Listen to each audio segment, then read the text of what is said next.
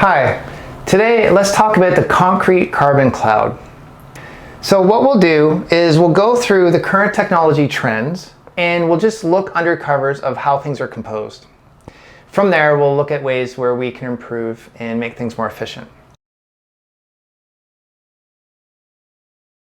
So on one half of the diagram, we have the current technology trends, what we're going to talk about, and then the other half of the diagram is where we can improve. Okay, so what do we have today? Today we have operations in the cloud. We have something going on in the cloud.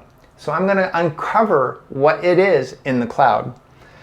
So what we call a concrete carbon cloud is composed of an application and a database. So we all know this. We all know that anything today in any technology, any site you look at, is composed of an application. Obviously, that application deals with data. That data needs to be persisted on a database. So you need an application and you need a database. Okay, great. So before the cloud, we used to do things very efficiently. We used to run the application and the database on the same server. Well, that works well if you have a few users hitting your server because your server is assembling things in real time. Your application is required to assemble things and hit the database at the same time. So you only have so much capacity to be able to do that. The costs dramatically increase with footprint and with actual expense cost when you need to appeal to a large group of users.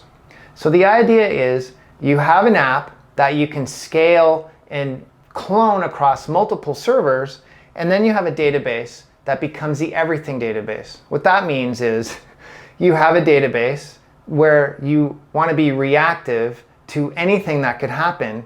And instead of just creating an efficient database for the application, you have to superimpose it to be able to deal with any circumstance, meaning you create an everything database. So the trend where technology is going is we're becoming more convenient in the cloud to access more servers. So we replicate the application across several servers, and then we're generating this everything database. So everything is becoming more hungry. Okay, great. So what is the cloud feeding off of? Where is this hunger appetite actually being satisfied? So we have oil fuel, you know about this, oil fuel, biofuel, renewables. Renewables is awesome. Renewables is amazing. So we have all of these fuels. We have boiling water fuel. So, you know, like nuclear reactors, nuclear fuel is not the fuel that we need to feed the cloud. It's funny, the nuclear energy actually is boiling water, and then that boiling of water is generating electricity, which is feeding the cloud. And geothermal is actually really nice. Geothermal will boil water at the same time. Again, will feed the cloud by generating the electricity. But basically, you need multiple sources of fuel. You can't just depend on one source of fuel. And the reason why is the cloud is getting hungrier and hungrier and hungrier. This is because the current technology trends is requiring that dependency on a server and a database. And to be more reactive, we need a bigger database, and we need our application to be cloned off several servers. So we have a bed of servers that are hungry, that need a lot of energy, need a lot of food. So that's a concrete carbon cloud. So we call it concrete because basically every company and every solution out there is cookie cutting the same thing. Superficially, all they need is an app and they need a database. They assemble that and they put it all forward. Like they create these processes like agile processes, etc. And if you see any project that has an agile process, that indicates right there that something concrete is going on. Because if you have something that is more abstract and more thought-provoking, then why do you need an agile process? The agile process is to supplement the fact that we are dependent on this concrete approach. So concrete basically means that we're kind of stagnant in our innovation. We're just dealing with the superficial aspects of things. We're not looking under the covers, we're not being insightful, and we're not being critical of what we're doing.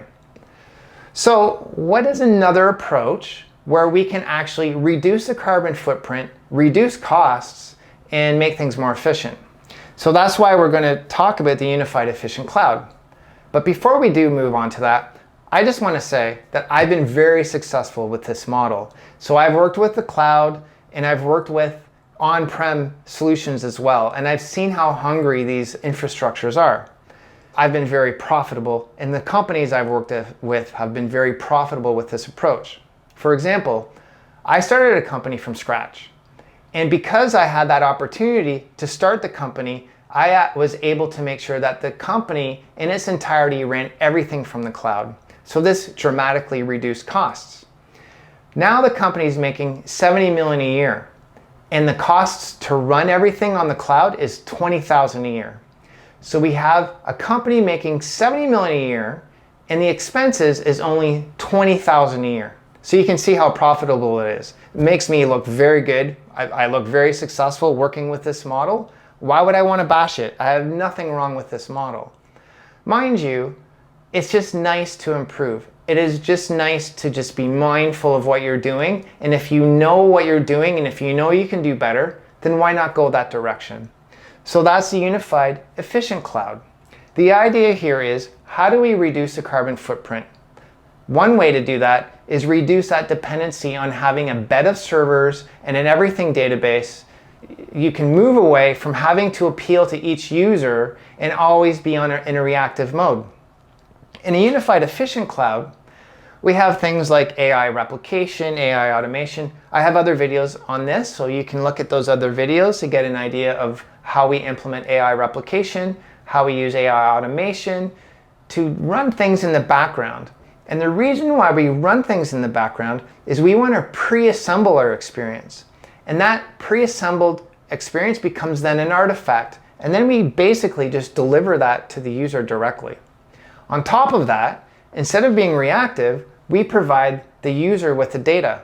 So we've moved from being reactive, having to have an everything database, to providing the user with the data so they can do anything with the data. So it's just a different mindset, a different approach. We've reduced the costs and we reduced the carbon footprint. At the same time, we've made some great experiences. So for example, if you go to Synapse Chain, just explore this site, explore the experience, explore how responsive it is, how fast it is. And at the same time, you can visit the data. If you just go to the bottom of the page, click Admin Portal, you can just click and you'll see that all the data is listed here, and you can update, create the data. You can create new data types, and all of which will impact your experience. This is just one approach of many where we're reducing costs and reducing the carbon footprint. So I hope you enjoyed this video. We'll have some other videos coming out soon. Until then, have a great day. Thank you.